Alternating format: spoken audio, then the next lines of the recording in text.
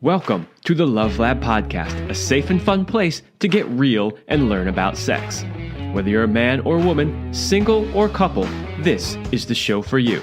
I am your host, Kevin Anthony, and I am here to guide you to go from good to amazing in the bedroom and your relationships.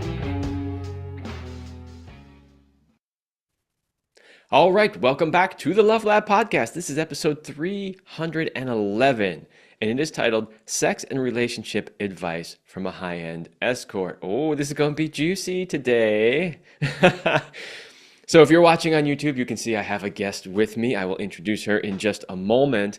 But we're going to be talking about things that she learned from her time working as an escort. And not just her time, but also just life in general, right? So when you hear about her past and her history, and you hear all the things that she's done, she's got some wisdom to share with us. And so that's what we want to dive into today. We want to know what she has learned from this crazy journey of life that she has been on.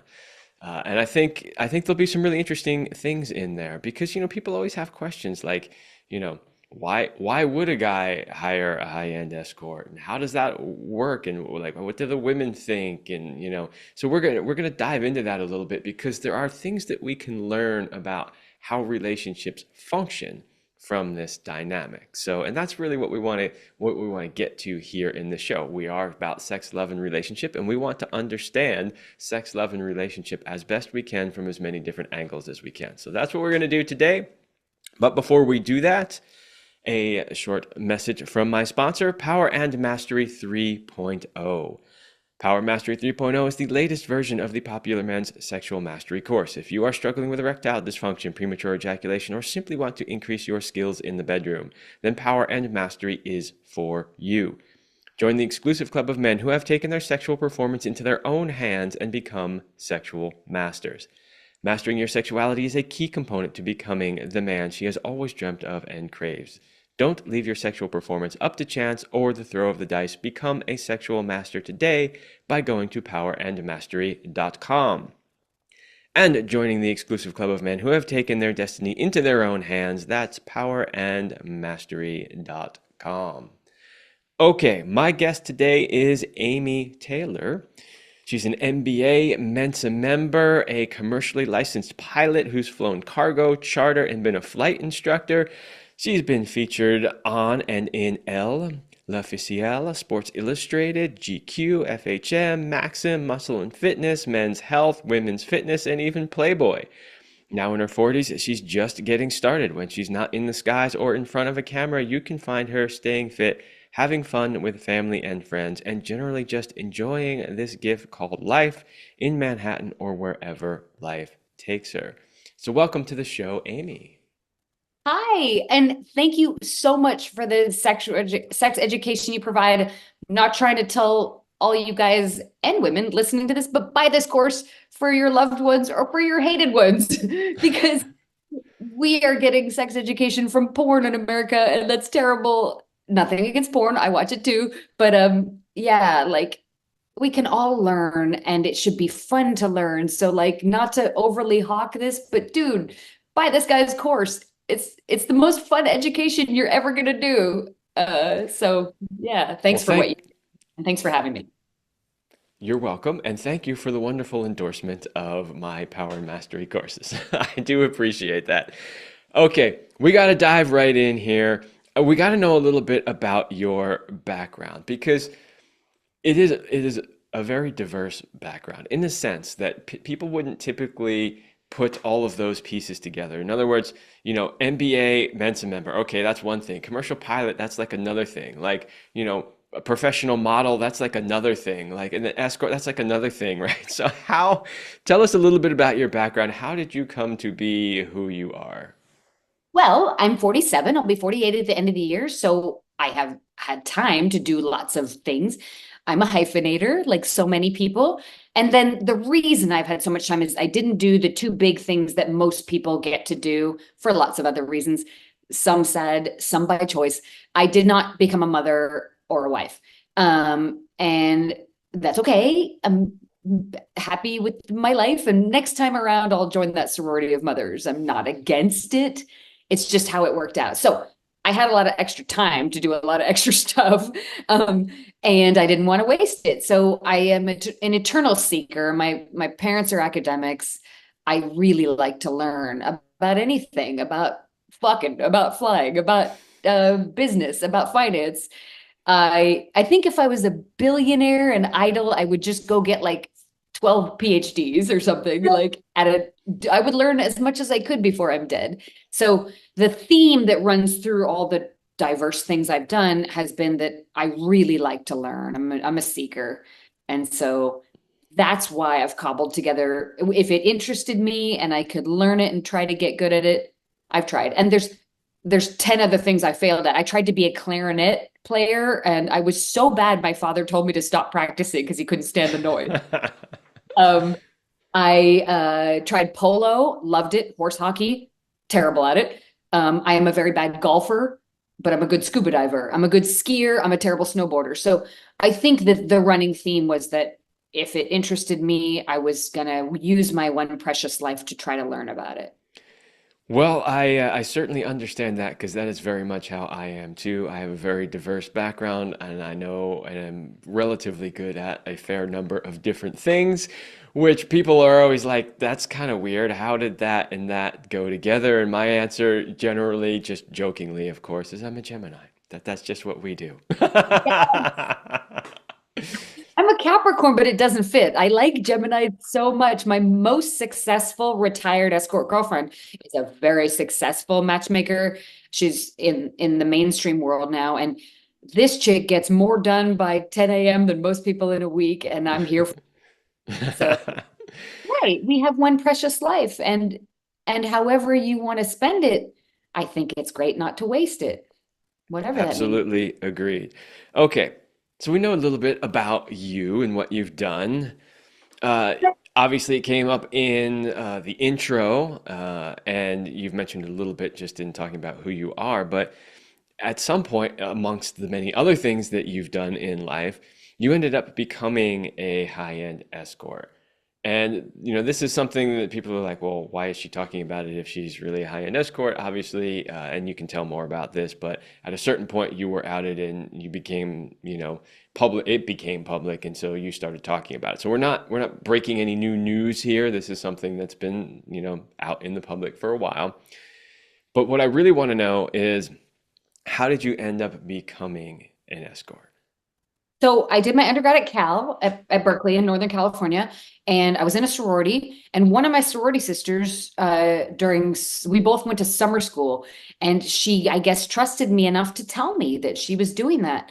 And so probably my first introduction to hearing about it was overly positive because it was at the very high end, privileged, and and escorting is not always that good and healthy and well mannered and safe.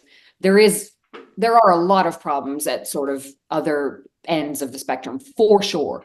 But I I first saw that it was all just she was going across the Bay Bridge to San Francisco, having a date with some tech guy who had more money than time, and going home with a few $1,000, and it was helping to pay for her tuition at Cal and apartments in the Bay Area, which were not cheap and all that. And so I thought, wow, that what I'm doing the same thing for free. And that probably wasn't entirely accurate, but that was what I first saw. And it interested me. I had a rich boyfriend who was 10 years older. He was finishing his residency. I met him in the ER candy striping when I thought I would still go to med school before I realized that I was too stupid to pass OChem. Uh, so my med school dreams ended with organic chemistry. I'm just too dumb, but fine.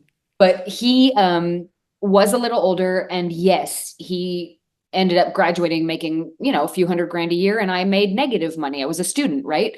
So he was dazzling. A frat boy was like, I can't even take you to lunch. And this guy was like, I could take you to the opera. And I know that sounds gold diggery. Maybe I am. I'm sorry. But I did also love him. He wasn't 90 and mean to me. He was 9.5 years older and lovely. And yes, the fact that he could do more romantic stuff, which the money helped, was romantic. And I think that's pretty traditional for women to not like a broke guy. Again, not all women, and it's changing fast because women are making their own money, but I'm 47. Within my lifetime, women couldn't get a loan or a credit card without a male cosigner. Women were not financially independent at all when I was born. Uh, these Manhattan girls that are 22 that make more than their boyfriends, that's a new and rare phenomenon, and it's great. It's changing society fast, and I'm here for it. But that was not my reality in my teens and 20s. Women Yeah. did not make what men make. They weren't even close. And actually, they're still not in net worth and income. That will take generations if it happens. We'll see. I'll be dead. Won't be my problem. But so he was, yes, financially helpful, and it was romantic. And I did like it. And I didn't feel controlled, but it was nice that he was like, let's go to Tahiti for a week and I'll send you to get the week's worth of bikinis and clothes because I know you can't afford it. And yes, I'll pay for everything. And it was fun. So it was kind of already like a sugar baby, I guess. But we were very much in love. It was not some abusive or coercive relationship at all, or I didn't think it was. So then I work in biotech. I'm a very mediocre scientist at best in Marin County. Did that for a couple of years, hated it, pivoted, did my MBA because with an undergrad degree in molecular biology, I wasn't qualified for anything else. And it turned out I wasn't that good at it and didn't like it. So I moved to LA. The plan was he would pay for my MBA. And then 2 years later, I would move back up to Northern California. We'd get married and start a family because he was getting older. And then we broke up. We didn't make it. He slept with somebody else. I wasn't really that mad about it, but I also was experiencing Los Angeles and thinking maybe I'd like to get my own job and make my own money. And I don't know. I had this thing of like, maybe I don't want to just become a doctor's wife in a small town and do that. And maybe I should have. Maybe it would have been a better life. I don't know. Would have been safer and more respectable, but we didn't make it. And so he yanked the financial rug out from under me. I suddenly had massive graduate school bills, zero income, and no car. And in LA, that's functionally impossible. So I thought, oh, this thing my sorority sister was doing, I'm going to do that. What should I have done? Maybe I should have dropped out of school and gotten some biotech job, the only thing I was qualified for. Maybe I should have done that. I didn't. And I looked for an agency like she had worked for, couldn't find one. Nobody would hire me. They hired actresses and models. And I was just this graduate school student girl next door. But one lady told me, you can do this on your own. You're super gregarious, extroverted. You like people. You're sex positive. You don't need a manager. You're smart. And I was like, how do you do that? And she showed me a couple websites. I did a couple weeks of research. Honestly, it ain't rocket science. Um, if you can get through molecular biology at Cal, which is still the most traumatic thing I've ever gone through in my life, I have nightmares about being back in college. And you can become a high-end escort. You set up an ad, a website, you get a phone number, an email is not hard. So I did that, and my first couple clients were immediately awesome. We saw each other for many years, and it was off to the races. My third client was a cop. I got arrested. That sucked. He was very nice until he wasn't. Fuck you, Tom, in Orange County. He was wrong, and he did not help me. He thought he should retire me and save me, and he thought I should date his rich brother, which was super fucking weird. If honestly, if there even was a brother, he might have been lying. I don't know. He was a damn good actor. Dude should have been in Hollywood and good looking. And I was very eager to date him. And yes, maybe he would help me with grad school. There was that. But I liked him, and he lied and he conned me and he arrested me. And I got an arrest record forever, which has prevented me from getting housing and jobs and healthcare and boyfriends. It has made my life difficult forever, and it will be until the day I die because of Orange County, California, thinking that an arrest record would help me retire. It did the opposite. It gave me a giant legal bill and made me stuck. So then I got mad and I borrowed the money from a client. I paid it off. I wanted to. It was important for me. Um, and but the rest was just dating. It was literally just dating. It was actually pretty boring. Um, and then about 10 years later, I was very naive, as you are when you're young and you think you know everything. I did not know that there were bad people like what the media shows. I really thought I was exempt from that because I was dating billionaires and traveling the world, and that's not going to touch me. And that was very naive of me because a pimp named David Elms, who owned a site called The Erotic Review, was still up. He wanted me to sell sex for him, which I'm not interested in doing. No one's going to force me to fuck when I don't want to. I fuck who I want when I want. And if they're generous, that has nothing to do with it. I do not owe them sex. I really believe that. And I don't care what other people believe, but my body is priceless. I fuck who I want if I want. So he wanted me to transactionally sell sex, get my clients to write like Yelp reviews on this site of it, detail by detail, like I'm some kind of robot. And he would charge money for memberships for others to read those reviews. And his pitch to me was I would get more clients. He would take down any bad ones. He might add some fake good ones under different screen names for me. And in return, of course, I would go to his house and fuck him anytime he wanted, right? And I laughed at him and told him to go fuck himself because one thing about me, if you tell me what to do, I'm not going to do it. I'm part Italian. I'm a little feisty. I I don't like to be owned. I'm a human soul. You're not going to own me. No one is. And so I didn't know when I told him to go to hell with that plan who I was picking on or who I was clapping back at. He was a very bad person. He had been arrested for rape. He collected fully automatic illegal weapons. He was addicted to crack cocaine. Was a very, very bad person. And I had no idea who he was. I didn't know who he really was. Very stupid, very young, very confident, right? And over the years, he got madder and madder that I was okay without his site. He told me women in my business were his inventory and he was going to corner the market and that you wouldn't be able to make a living in my world without him. And he damn near did it. His site became huge. It still is. And I didn't know how much he hated me for defying him. In street prostitution, it's called a renegade. It's a girl who won't get a pimp and won't turn over power to a pimp. And the online world, he was a version of that, right? An online pimp who wanted to control you. And if you don't, he wanted to destroy you. That's what pimps think. They think women are property. And if they don't obey, they're to be destroyed. And so about a decade ago, he bought my birth name.com. He built a site, outed me to the world. I lost my job. My boyfriend at the time, I had met some neighbor and we were going to try to retire and make it work. I was easing out. I hadn't told anybody. I still ran my pay site to try to get whatever income I could. I was actually pregnant and we were going to try to disappear me and make it work. I miscarried my 17-week-old son, who I hope I meet someday in the next life. And my family didn't speak to me for 3 years, and I was consumed with getting justice. So the only way to get this site shut down that was outing me and ruining my life, all my neighbors found out, everybody made me move. I had to sue and get a police report. And obviously I'm vulnerable. Maybe they're going to throw it out of court. Maybe they're going to arrest me, but I did not care. I did both. I went to the police with my lawyers and I filed a lawsuit. I said, I don't care what happens to me. I have to solve this. So luckily, they may have hated what I do, but they decided to help me. I won the lawsuit. I never collected the judgment because I never cared about the money. I just wanted it shut down. So he still owes me money. I don't care. But then when I won the lawsuit, he was so angry. I had escaped to Phoenix, Arizona, where I got my flight instructor licenses in Mesa, and nobody knew where I lived because it was a pilot apartment.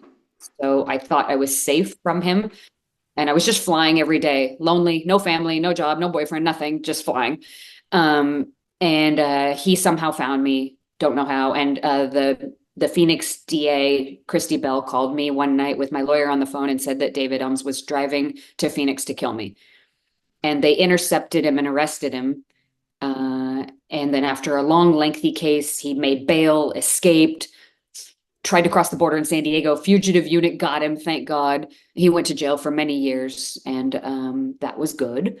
The victim Oh, services tells me where he is to the degree they know forever. And apparently he's tried to clean up his life, I'm told. And so far he's left me alone. I hope he continues to. Okay, so let's pause here for a moment. That was There you quite go. that was quite the story. That's my So career. there's a point I want to make here, and this is why I wanted to go into this stuff in the beginning. So we're going to be talking in just a moment about, what you learned from your career. But we also wanted to make sure that when we talked about this, we didn't make it look like, hey, all you young, beautiful women, you should go run out and do this right away because it's super amazing, right? So I think we did a good job of showing this stuff can get serious fast and dangerous, right? This is not necessarily something that you would recommend to people. But be that as it may, you have learned some things. So let's start to go in that direction. Let's talk about what you learned. So, the first question I have is, you mentioned that you were dating like, a lot of very wealthy people. Um, Obviously, we know very wealthy people, when you have huge amounts of money, you can pretty much just have whatever you want. But there has to be more than just, I'm hiring her because I can. There has to be something more to it than that. So, what do you think were some of the reasons why these men, because I assume most of them were married, what were some of the reasons why they might choose to, have you be part of their lives? Yeah, well, of course you'd have to ask them. So they say what they say. Sometimes it's true, sometimes it's lies to be polite, harmless, but you to the degree I know, there's a variety of reasons. Yes, some of them, it's just fun. It's not more than that. I'm one of several. Yeah, they're bored and rich and it's fun. Some of them are physically not super attractive and they like beauty, just like they like beautiful cars and homes and art. Uh, some people are very visual, like they crave to be around a beautiful woman. It literally makes them happy. Um, I am delightfully alive. I'm animated and extroverted, and I'm very interested in people. So I'm a good hang. I'm fun to have dinner with and vacation with. I'm an idiot and a clown, and I have no shame. I'm emotionally very available. That's fun. There is some of them, it's a sexual exploration because look, I've done everything sexually. I pretty much like everything sexually. I'm decent at a lot of it. Uh, I mean, I can always keep learning, but I think some of them marry a very good woman from a very good family because rich people's status is important to them. And she may be wonderful in many ways, but she's not going to be a professional who literally made her life learning about sex and sensuality the way that I did. So, and the big one, of course, is that I'm not going to fuck up their life. That's the deal, right? That's the rules. Even if I wish I could be the wife, and sometimes I did, even if they fall in love and I don't want to, the rules are both people can leave. There's no commitment unless you want one. So the strings free on demand aspect is very appealing, right? Because regular relationships, there's entanglements, which are beautiful, but also can be painful. There is none of that. The rules are if somebody wants to not call you again, you have to let it happen. You have to let it be. There is physical appearance. There can be, the big one we're not talking about is sometimes their spouse. Look, I wish they had all been single. It would have been easier on my shame. And you worry about hurting somebody who doesn't know and didn't consent. That's not great. But then you'd have to outlaw affairs and everybody ever meeting a neighbor they might cheat with, and good luck with that society. But that part's complicated. It was not ideal. I have had wives call me in pain and it sucks. I don't like it. I'm a human. I feel shame if I'm hurting somebody. I'm normal. But to the degree some of them were married, a big common reason was the wife hit menopause and the physical changes. When estrogen falls off, the vagina wall's thin, there can be wetness issues. A lot of men have a weird thing where they won't use lube because it's not naturally wet and ego. It's so dumb. Dude, lube is your friend, everybody. Just use lube. It's great. It's awesome. Slippery is great. Everything should be slippery. It feels so good.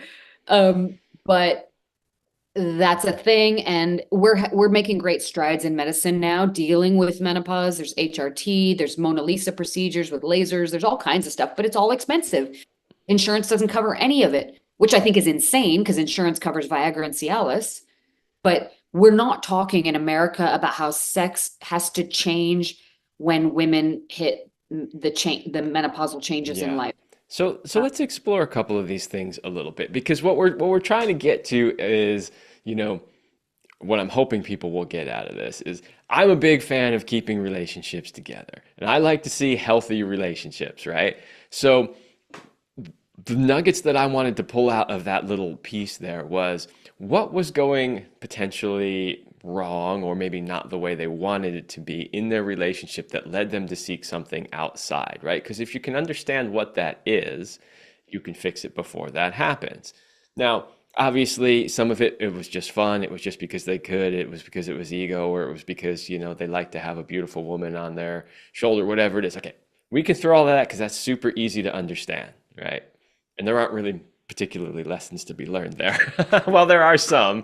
They're single. They just date, and it's easier to throw a few grand at her and not have to marry her. That Right. happens. But right, the But married ones, yeah. but let's talk a little bit more about that. So one of the things that you mentioned was that their wives potentially weren't willing to do some of the things sexually that you were willing to do. So here's lesson number one, people.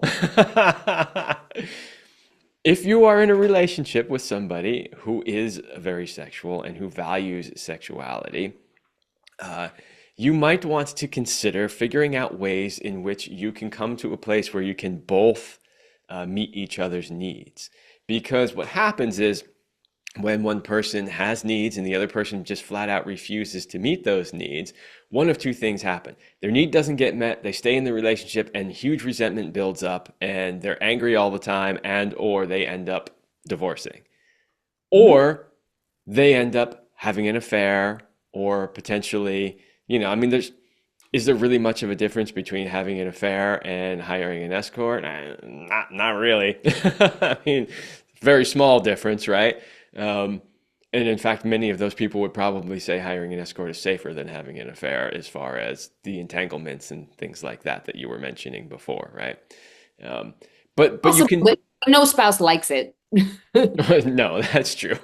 But the point here is you can see how refusing to figure out ways to meet each other's needs in a relationship can lead to this sort of thing. So my suggestion always is like, you know, keep an open mind. Obviously, don't do anything that compromises your values. If somebody wants you to do something that's really, just like I can't do it, but if you want to maintain a healthy relationship and your partner is somebody who wants a lot of sex and different kinds of sex, you got two options. You can participate in that and keep him happy, right? Or you're going to have to be okay with him seeking his needs met elsewhere. And hopefully, if you go that route, you do it in a way that's consensual and healthy as opposed to sneaking around with affairs and risky behavior and Right. that sort of thing. And by the way, this goes both ways as well, meaning that men, you need to keep your women sexually satisfied and happy also. Because when you look at the statistics, a whole lot of women cheat as well, right? A Who's lot better of liars? women cheat as well. Why? Because a lot of men, honestly, their sexual performance is pretty terrible and their women's needs are not being met. We talk about that all the time on this show. We can see the data. There's been two major studies done. The average man lasted one study 2 to 5 minutes, and the other study 3 to 7 minutes. Basically, less than 10 minutes in general, average man, which means, average 50% of men last less than that, right? The average woman, 20 to 30 minutes to reach orgasm. There's a huge gap between those two things. So, I'm talking all the time with men when they're like, I don't get it. She never wants to have sex and she's never interested. And I always have to initiate. And the very first thing I have to ask them is, well, is she getting the kind of sex that she wants? I was actually out recently this weekend and I had met a friend of a friend And when people find out what I do for a living, they always want to ask me questions. It's like when you meet a doctor, the first thing is, "Doc, I got this thing. Like, what do you think about it?" You know, it's kind of the same when I go out and people find out that I'm a sex, love, and relationship coach. So she's like, "Oh my God, I have to ask you a question," and I'm like, "Okay, great." She's like, "I have this pattern of like I date somebody for 2 years and then I just get bored with them and I break up with them and move on. Why do you think that is?" So, of course, I was giving her the top two reasons why that is. We don't need to go into that now. And then I paused and I said, and I'll add one more thing. If you were getting fucked properly, you would have still been attracted to him and wanted to have sex with him. And she paused. We're like in the middle of this busy, trendy bar down at the beach, you know? And, and she, and she just pauses and she goes, "You're absolutely right." So I say that as a real life example to be like, look, guys, if you cannot properly satisfy your woman, she might get bored and wander as well, or just break up with you. She may be more inclined to just leave you than actually cheat, but a lot of women cheat also. So that was rule number one is you need to be able to meet your partner's needs as best you can. And if not, find alternative ways to meet the needs. Now, the second thing that you talked about. So there was, oh boy, now I just forgot what it was. What was the very last one that you mentioned? Talking about aging, menopause, or no? Oh, menopause. Yes, great. Thank you for reminding me that. So the menopause thing is a real deal thing as well, and there's definitely changes going on. However, there are plenty of things, as you mentioned, that you can do. There are, of course, new medical procedures, but even outside of that, there's a lot of things that a woman can do to solve those problems. In other words, a woman who is in balance going through menopause is a very different woman than a woman who is out of balance. And that can be hormonally out of balance, that can be emotionally out of balance, right? So there are a lot of things that you can do. I am at that age now. I'm 50 years old. I'm dating again since my wife passed, right? I know what it's like to be having sex with women who are in their 40s and 50s and who are very much, even though sometimes they don't want to admit it, in the middle of going through menopause. But they don't have any problems, at least the ones that I've dated have not had any problems at all with their sexuality because, I'm a very healthy, fit person. I appreciate very healthy, fit women. So I'm naturally attracted to women who are athletic and, they're doing all the stuff. And I have not experienced any of those problems. And I've had other women on the show who've talked about this, who have talked about their journey and the ways that they were able to solve it. So it is possible. That's what I wanted people to get out of that it is possible to fix or solve a lot of those problems. In other words, just because you hit your 40s or 50s and you're in menopause does not mean that that's it. Sex is no good. You're going to be uninterested in it anymore. I have a couple of friends, female friends who are in their 50s who are basically post-menopause, like they're in menopause, right? So they are menopaused. And they tell me that the sex has never been better in their entire life. I've seen it too. Horny. My best New York friend, she's 55. She's so horny. She's so beautiful. She loves that she doesn't have periods anymore. Life hack, right? She's winning. Yes. So to your point about women's bodies, yeah. The women that like you, it's because you know how to fuck and you're nice looking. That's obviously I'm not trying to flatter you, but it's true. And we know that women can get horny again older because look at how divorced women like they get all fit and hot and then they enjoy fucking again because they're happy. So we see it a million times. Um, yes, we are creatures that are very different from men. We're linked to the moons and the tides. When I get very unhappy and stressed, my period gets like 5 times heavier. So body, mind, soul, you know this in tantra women's sexuality foreplay starts that day, foreplay starts that morning with text, you know all this, you talk about it. It it has something to do with aging but actually not totally. It's much more to do with your emotional, spiritual, mental balance for sure. Yeah, absolutely. And we Interestingly know enough, I've we come. had more than one lover, including my wife, and my wife was 9 years younger than I was. And when we first got together, I remember her saying like, "Oh, you don't have any lube like by the bed?" And I was like, I've never needed it. Which in her mind, she was like, yeah, right. You're just one of those guys that refuses to use lube. We'll see about this, right? So Yeah. that was her mindset and how she was thinking about it. But, after we had been together, she I remember her saying like, "Oh my God, I've never been this wet in my life." Like I thought this was in her early 30s when we got together, and she was like, I thought that I just didn't lubricate and like that was just how life was going to be. What she learned from that was in the right relationship with the right man, she massively lubricated, right? Oh yeah. Oh yeah. So, I mean, and there are changes, like, in the middle of your cycle when you're ovulating, you're wetter. But correct, if foreplay is done well and it's the right man, and for me, and I know a lot of my girlfriends, you want to feel safe, and I don't just mean physically safe, like emotionally safe, open, trusting. I come a lot easier if I feel safe. And I think that does exist in many women. Maybe not all, some like danger. That's cool. There's 4 billion women, everything exists. But yeah, I think that's why relationships are so important. Even in high-end escorting, like the worst fucks are people who only have one night stands because they don't learn anything. You and nothing against a one night stand. I'm not judging. I've been to orgies and swinger parties, had a lot of fun. It's fine. It's great. But you really learn your partner and their quirks and needs. A wife once called me very angry. Her husband, he got caught. And one of the things she complained about is that she very much liked early morning sex. Actually, so do I. Sunrise kind of thing, sleepy, then maybe go back to bed if you can after you came. hmm It's hot. You don't look perfect, but who cares? That's why God invented doggy style. You don't have to look at each other. Spooning, morning breath's not a problem. It's cool. But this particular gentleman hated morning sex because he joked that when he woke up first thing in the morning, he needed to use the toilet. That was his body. And what a heartbreaking curse that she was at her horniest at a time that he was not. And maybe they should have been with other people, or maybe there should have been, like you said, compersion. Go use the toilet, run it through the shower, and then do sex if you love her.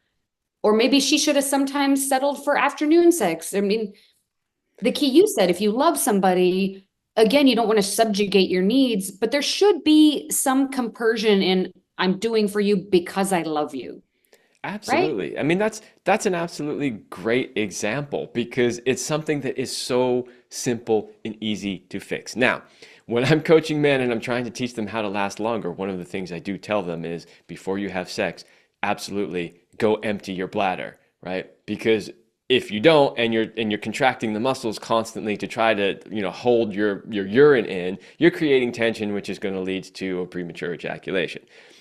Okay, yes. So that is generally a rule. Go to the bathroom first. However, uh, if once you've mastered this, you should still be able to make love in the morning, unless you really, really have to go. You should be. It's like you wake up in the morning. Yeah, yeah, I have to go, but we're gonna have sex, and I don't feel like getting up right now, and let's just do it, and I'll go later, right? Like I do that all the time. However, there's also nothing wrong with let me just run to the bathroom. I'll be back in 5 minutes Right? and just get right back into bed. Right. Who So cares? your example is one that is great because it shows that the wedge that simple thing put in between these two people in their relationship and what it led to later on and how freaking easy it would have been to fix. I don't know why they didn't talk about it. They were both deeply religious, a lot of shame, not judging religion. I hope there's a God. I don't know. I'll find out. I'll let you know if I go first. But I I don't know why they didn't discuss it. That's the real problem. I've also seen they a lot of men, maybe that's just a high-end escort thing, but they're nervous about performance because men are asked to be the performer and the doer and the giver of orgasms. Sometimes too much sympathetic innervation is a boner killer, and massage, which is a great form of foreplay, and good calm music, and calm is a superpower for sex. And sometimes, like, getting into the body without focus on the genitals yet, hour later, you can get a rock hard erection, or the woman can get wet because you took some time to adjust out of your day of particularly here in New York, noise and phone calls and meetings into a space where you can chill. Neurosis is an orgasm killer. Yeah, absolutely. Performance anxiety is very, very big for men. It's getting more, it's getting talked about more now than it used to, because it used to be not really talked about a whole lot. Um, but it's being talked about a lot now, and because of that, one of the things that we're seeing is, especially working in the coaching industry, is that it is affecting a lot of men all across the board, and right now it's particularly hitting young men the hardest. Really? Yeah, what's been going on, and this is a trend with some of the younger generations in general, but it's also a trend that has been perpetuated by things like COVID. What we're seeing a lot with these younger men is they're not dating, so they're not getting the experience, right? And so, one, they don't have the actual physical experience of having sex, so they're waiting longer and longer before they actually have sex. So they're older when they have sex, and now they've been building it up in their minds for a long time, right? And they're also waiting a lot longer to date. And so when they do finally start dating and having sex, there is a ton of anxiety about, am I going to be able to do this? And then, if you want to throw in another factor that happens because they're waiting longer and longer to date and have sex, there tends to be a lot more porn use to fill the gap, right? And so the porn use is actually training them. Bad masturbation habits are training them to actually ejaculate faster. So they got this mix of stuff. I mean, you gave me kind of a funny look when I said that, but the reality is like this is how most men use porn. I spend 20 minutes looking for the clip I want to watch, right? And then I finally, oh, this is the one. You put it on, and within 5 minutes, you ejaculate and you move on to the next thing, right? So Five? yeah, Yes. well, I'm giving them the benefit of the doubt, honestly. Yeah. It's Well, probably yeah. more like 30 seconds to maybe 2 minutes I tops. But you can Yeah, see and that some what porn that is so does, violent. I'm training all you. for some porn is so violent. I'm not anti-violence. I like a little hair pulling, a little. I'm fine in the right moment with safe word and all that. Pineapple if you don't like it. But some of it is not very nice sex. I Well, a don't want to be lot, judgmental of it. I a, don't. If a- that's what they're learning, everyone likes when it's often very extreme fringe stuff that you wouldn't want to do first session. You wouldn't want to do with everybody. That's a real problem too. You're learning bad skills. well, for sure. So there's the extreme ends of porn, which are definitely teaching you bad things. But even in the not so extreme versions, like I had on the show a couple of years ago, Eric Everhard, who's like one of the top male porn, performers of all time. And one of the things that we talked about on this show was how porn sex and real sex are not the same, right? And so not only did he star in a lot of porns, but he actually produced and directed porn after he was not starring in it anymore. And so, he can see it from the, producer director's point of view as well. And he's like, look, if I'm going to go down on a woman, in a movie, he's like, it's not going to be the same. In other words, in real life, your whole face is just going to be buried in there. You're not going to see anything. He's like, but in porn movies, you're going to be like 2 inches away with your tongue, like, and he's like, it's just not real oral sex. And the same thing with the positions and the different ways that you do it. So even if you're not on the extreme end of porn, you're watching them do sex in a way that's not natural. It's a way that is designed to look good on camera, but not actually be good for the people having the sex itself. So that's another point. But my main point is just Then that not dating. Like, is that a financial strain thing, inflation and whatever? Are they?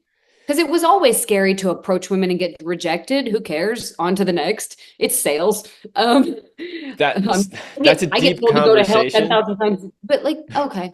It's a deep conversation. There's a lot of potential reasons for it. Some of it have to do with the internet and the changes in society and everybody hiding behind computers and not going out and being personable anymore. And there's the whole Me Too movement thing, which also hurt men a lot in that area of being afraid now to approach women and say things.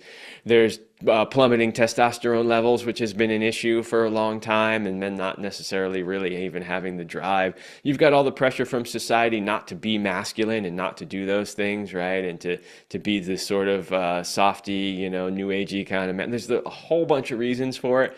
Be that whatever the reason is for that particular individual, it's just trends that we're seeing. And so the point is that the anxiety around sex and sex performance is a really big issue now, and it's affecting even young people. I mean, I can remember when I was in my 20s, maybe even a little earlier than that, because by my 20s I was already starting to figure it out. But but prior to that, like, I mean, we were all terrible in bed. None of us were good at it. But do you think we stressed ourselves out to the point where we couldn't get an erection?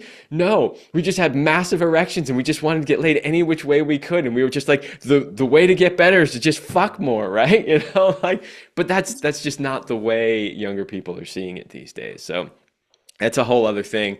I want to come back to lessons that we have learned. So we've already covered a few lessons from, your experience and how you experience the men, and even sometimes, because you've mentioned that you've gotten calls from wives, how you've experienced the wives. So we've learned a little bit about that. I want to dive a little bit more into it. However, we got so into that conversation, I totally missed my second sponsored ad. So let me just pause for that for a moment, and then we'll come back because I want to know about intimacy and communication in these situations and what you may have learned from these situations about those two things. Okay, men.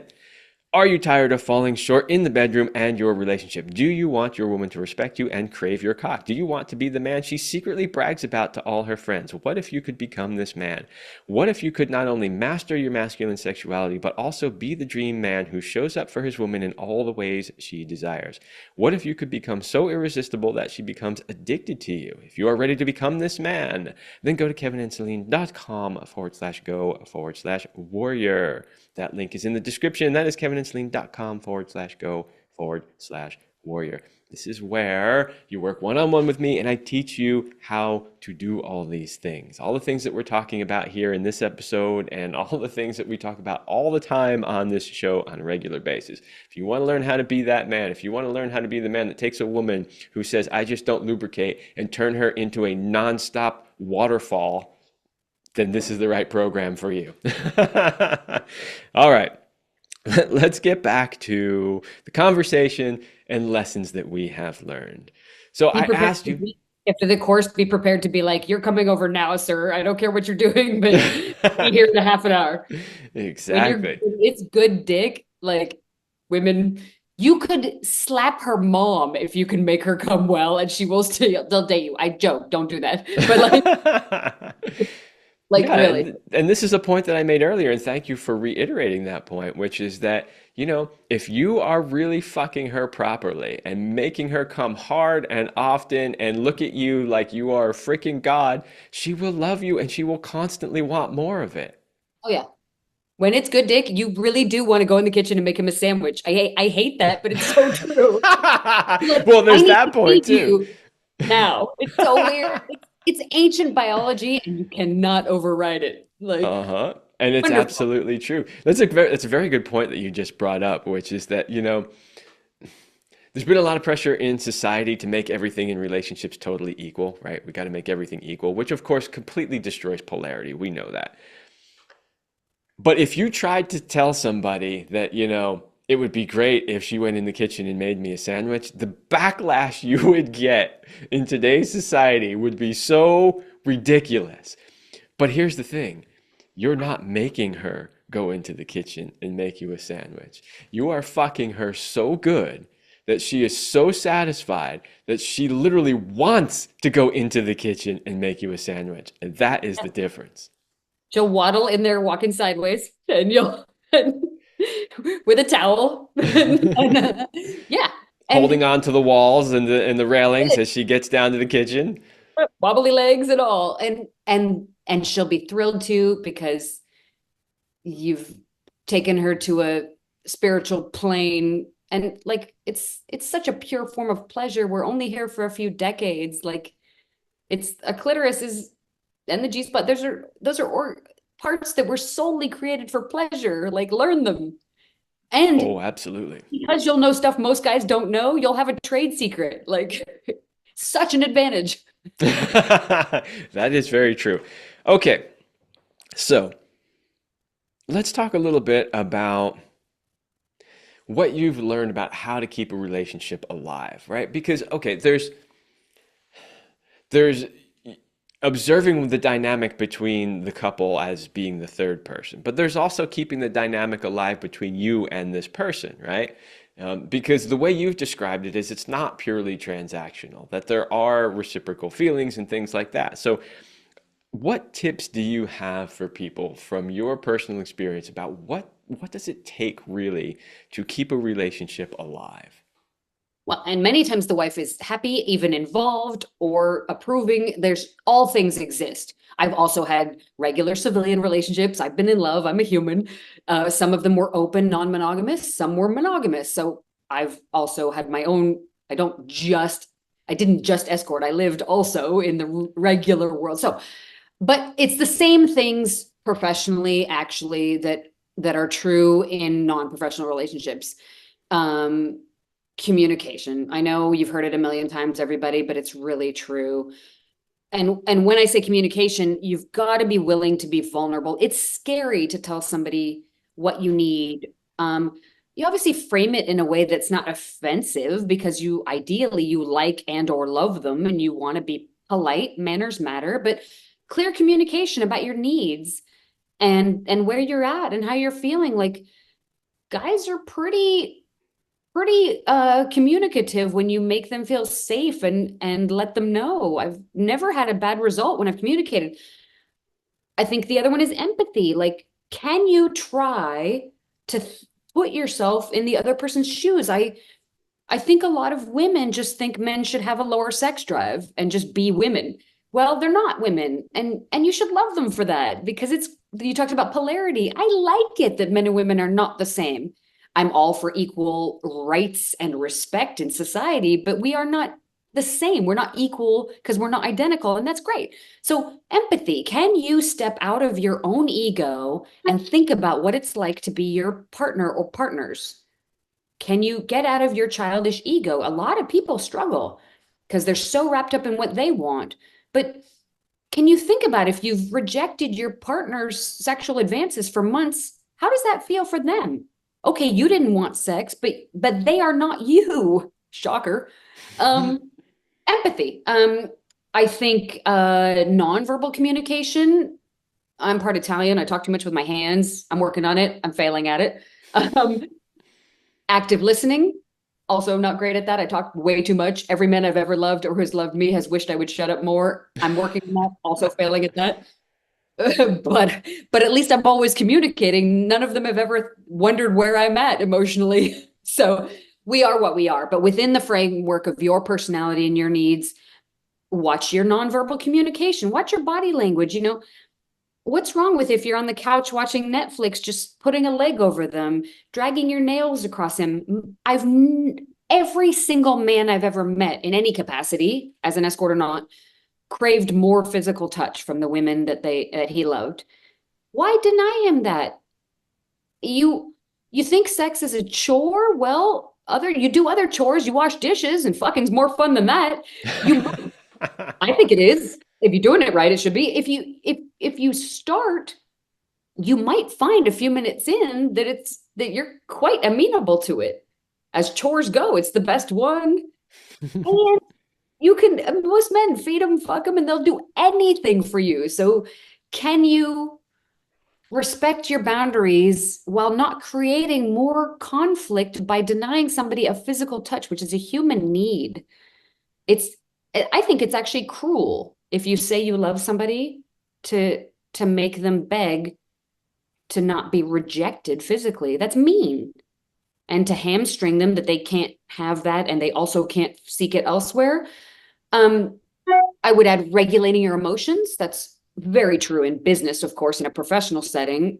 As an escort, if somebody said something I didn't agree with politically or religiously, you bite your tongue a lot because it's a job.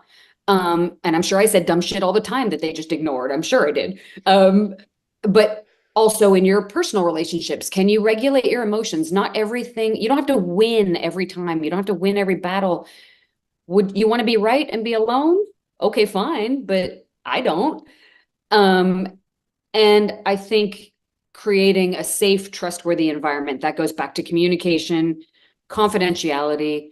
Your partners, you know where all the bodies are buried in your relationship, and they need to be able to trust you that you have their back. And that means not when you go to the party, don't make fun of your partner to others. Don't, what they say, criticize in private, compliment in public. That's always true. Like, be a good team player. You've picked a person and you've said, "Hold my hand, idiot. Let's do this thing called life together." For however long we get. And as you know, you don't know how long you'll get together. But for whatever gift you've been given, be a good partner, like create trust and safety and confidentiality, keep private information secure, be a team that will positively reinforce trust and create a safe space that you will see results in your sex life. uh don't be so judgmental. You're not perfect either. And if you wanted them to be more perfect, as the joke says, if they were more perfect, they might not want you. So be grateful for your partner's flaws because you have many too. And so I think, yeah, just it all comes back to communication, as so many things do. Yes, communication is absolutely huge, but you shared so many good, valuable pieces of advice there. I honestly, there were at least a dozen of them in that, answer that you gave. There's no way I can go back and address every one of them, but the one thing that I will say is this. If you've been listening to this show for any length of time, you might have recognized that this is advice that I give on this show all the time. And, you know, I'm not saying that to be like, oh, look at me, see, I already knew this. The point is I want you to hear it from more than just me. And I want you to hear it from people from all different, walks of life. I have people come on this show who are psychiatrists, psychologists, coaches, former escorts, whatever it is. But they all say the same thing. If they've taken enough time to really learn and understand how relationships work and what it takes to actually create a long-lasting, healthy, successful relationship and sex life, which is part of that, they all come to basically the same conclusions, right? And so that's what I really want people to hear from this is it doesn't even matter, if it's an escort situation. In other words, you still need to have the same things in place to make a relationship work, right? Of any sort, your neighbors, your friends, your coworkers, your kids, if you've got them, your pet, communicate. It's not verbal, but unless you have a parrot. But the you it's and people don't, I think people who are poor communicators, I think it's fear. I'd have to ask.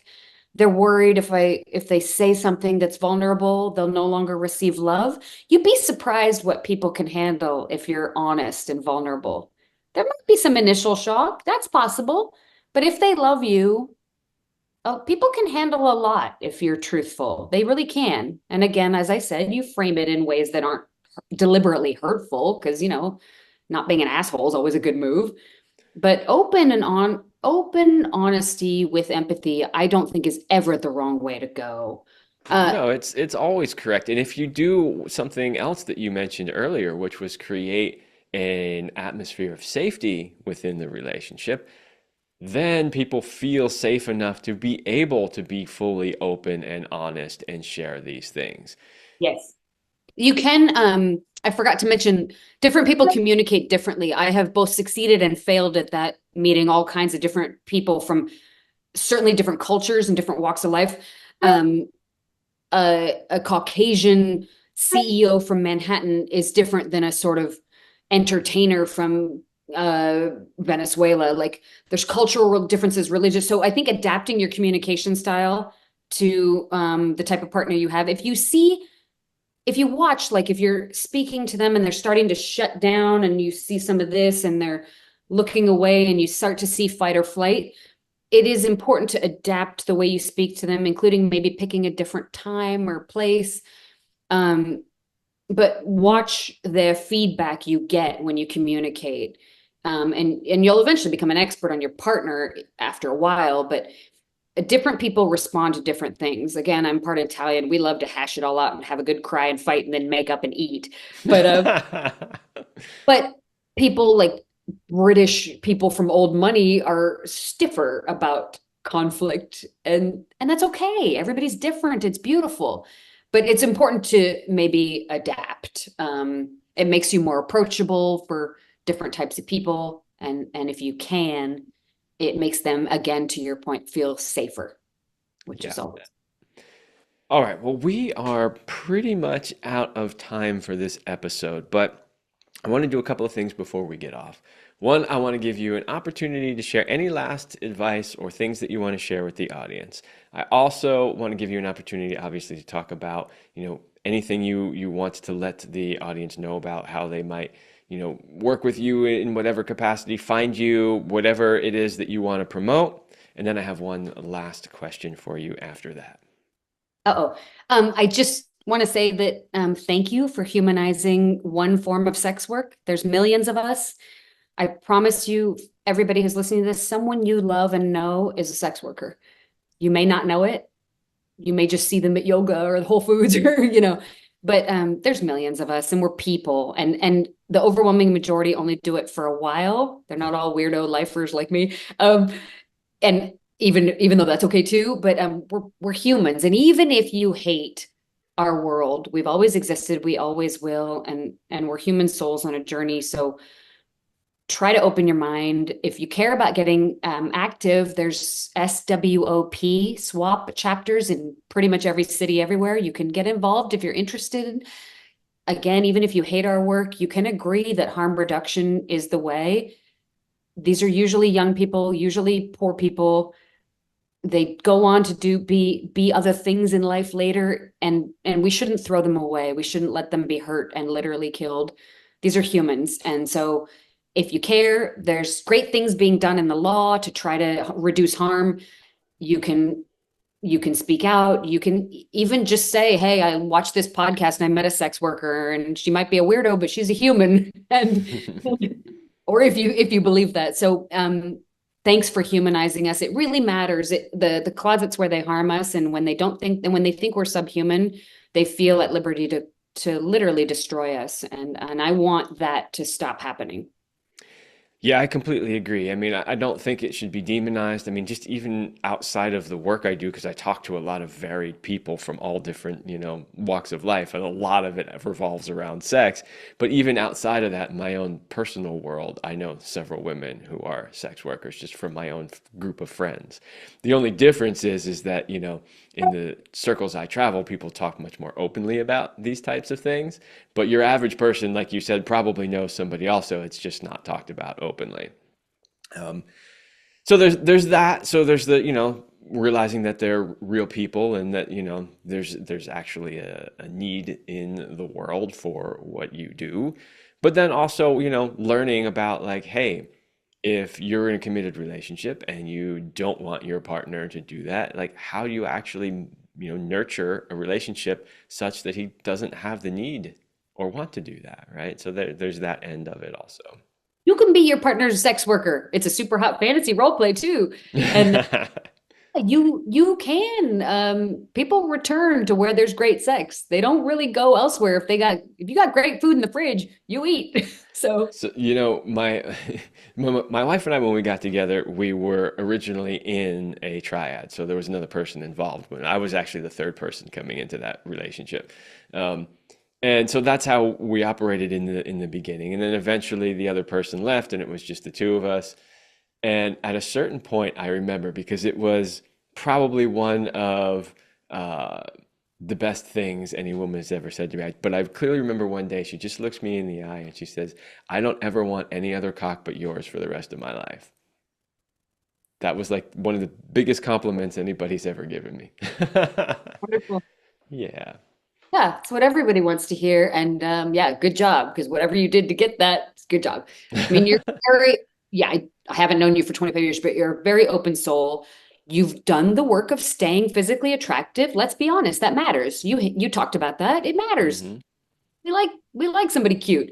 But more than that, you're a very open soul, and I'm sure I wish you guys had had more time. I don't know. It's unfair and heartbreaking, but in the little infinity that you got, you man, did you guys have fun? And I'm glad she had Yes, that. we did. I don't know. Maybe in the infinity it comes back again. Who knows? Let's hope.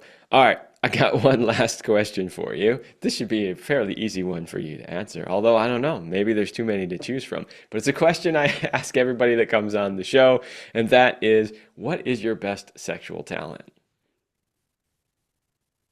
Um, Enthusiasm. I for whatever I lack in skill, I make up for in that I like to fuck, and that's not an act. It's not for connections or personal gain or money or somebody's looks.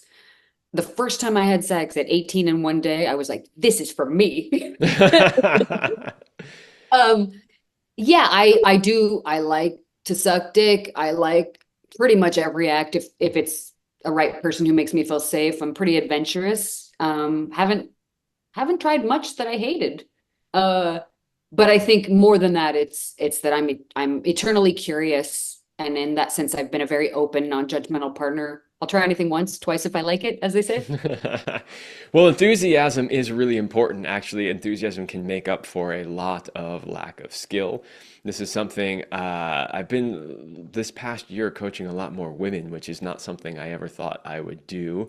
And so I've been doing a lot of content for women, and when I'm talking about things of a sexual nature, one of the things that always comes up in that is you gotta love what you do. If you want to be good at sucking dick, you just got to love to suck dick. I mean that's the reality. I mean, yeah, you can go and watch all the videos and take all the, there's a million classes out there how to give a great blowjob, right? That will help. I'm not saying it won't help. But if you just love it, if you go after that dick like this is the best thing you've had in your mouth ever, you're just going to be good at it because we'll feel that. We will feel that There's energy. there's too much shame. Most of my girlfriends were told that only sluts like sex, that good girls don't, that men won't love you if you like to fuck, that you got to dole it out carefully so that he'll respect you. Um, there's so much shame, and there's so many women who want to fuck, want to have better sex, and don't feel like they can. And so, thank you for coaching women. It's needed because there's a lot of women who are stifling themselves because they believe that society will harm them badly if they enjoy the beauty of sex, and it's a real shame. Well, speaking of equality in the world, now is a great time to make it known that men and women can both love and enjoy sex as much as the other. There's no reason not to. As you said, we're only here for a few decades, and in my opinion, sex is one of the best parts of being here in these human bodies. So. Well, Amy, I would like to thank you for coming on the show and being so open about your life and your experiences and what we can all learn from the decades that you have been here and the experience that you've learned. Thank you for having me. It's so fun. I love what you're doing. There's a real vacuum, particularly in America, but in a lot of other places. And the great thing now with Zoom is people can learn from anywhere. And some of the best, a few of the best lovers I ever had actively got a coach or back in the day got videos or and wanted to learn to be better lovers and were humble enough to seek help. You don't do your own dental work.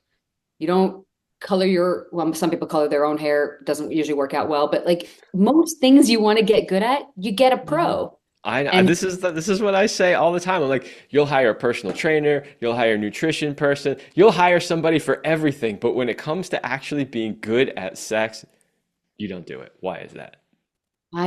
this it's yeah, shame. Like you're supposed to magically know how. Why would you? Of course And not. and what a powerful thing to like help people. I mean, when people are, like you said, fucked properly, such a great way to say it, then love can flourish because there's not that block of like feeling physically rejected. And it's like a dam breaks and the love can flow. I think the Buddhists call the penis the heart chakra or something. Or you really, if you have a better sex life, a lot of other things get better. Like I had a client once tell me, he's like, if my wife would fuck me, I would do all the chores. I would do anything she wanted. And I was like, oh, and yeah, just Well, that's very true. And that's something that I'm always telling men when I'm coaching the men, which is that, if you fix the problems in your sex life, you'll see all the other areas of your life start to improve as well because they're not separate, right? And and you that feel like the man. You'll march into that office or whatever you do, like, dude. exactly, exactly. You will have way more confidence. You'll be, you'll be walking around with what they call big dick energy. It doesn't even have to be from exactly a big dick. It can be from a great tongue, awesome fingers, Yeah. all of the above. But yes. No, it doesn't have to be from a big dick. That's a whole other conversation. The whole big dick thing. I laugh about this all the time because every woman I ask is like, I mean, there are a few women that absolutely love big dicks, but most women, they don't need a big dick. They just need an average sized dick with attached to somebody that knows how to use it. Yes. Hands, probably one of the more important sex organs. Uh, yeah, everybody's got a hand and tongue. And there's toys. Yes, all that for sure. I'm sure. So, yeah. That's always fun. Thank you so much for having me, and thanks for what you do. You are welcome, and thanks for coming on the show. All right, everybody, that's all the time I have for this episode, and I will see you next week.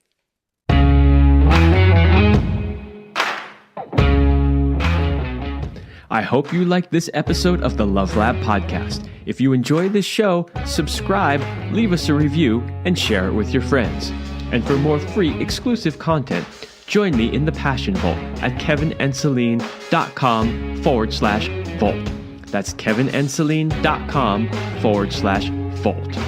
Thanks for listening, and remember, as Celine used to say, you're amazing.